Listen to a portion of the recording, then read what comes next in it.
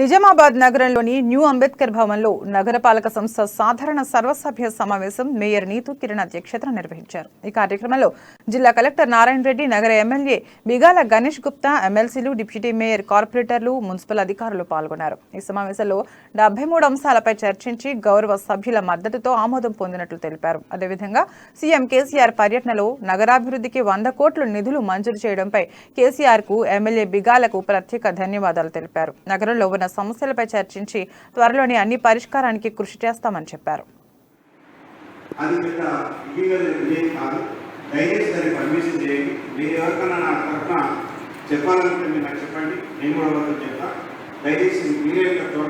December లోపల వాళ్ళని మన టూర్కి పోయేటట్టు మీరు ప్లాన్ చేసి ఇక్కడ నిజామాబాద్ ఏదైతే అనౌన్స్మెంట్ చేసారో చర్చించడం.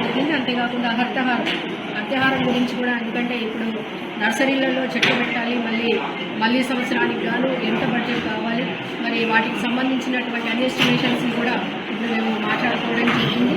అంతేకాకుండా ఇప్పుడు గ్రేవ్ యార్డ్స్ జరుగుతూ ఉన్నాయి.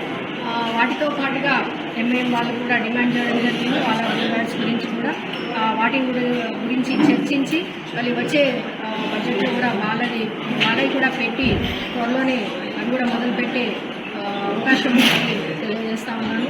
అంతేకాకుండా ఐడిఎస్ఎండి షాప్స్ ఏవైతే ఉన్నాయో ఒక 5-6 అందులో మున్సిపల్కి వచ్చేటువంటి ఏదైతే డబ్బులు ఉన్నాయో అవి సతాయించడం వల్ల వాళ్ళది షాప్స్ కూడా మొత్తం లాక్ చేయడం జరిగింది. వాళ్ళ మీద కూడా కేసులు వేసి మరి టెండరింగ్కి వెళ్ళడం జరిగింది. కాబట్టి దాన్ని కూడా ఈ విషయంలో పొందుపరచడం జరిగింది. ఇలా చాలా కొన్ని అంశాలు తీసుకొని మరి ఈరోజు సర్వసభ్య సమావేశాన్ని మేమందరం కూడా చర్చించి మరి ఎవరి అభిప్రాయాలు వారు తెలియజేయడం జరిగింది. కాబట్టి ఇక ముందు ఇలాంటి సమస్యలు కూడా తలెత్తకుండా మళ్ళీ సమావేశానికి ఇవన్నీ కూడా పూర్తిగా మేము కంప్లీట్ చేస్తామని చెప్పేసి తర్వాత కమిషనర్ గారు, మేము అధికారులందరం కూడా కూర్చొని వీటి మీద చర్చించి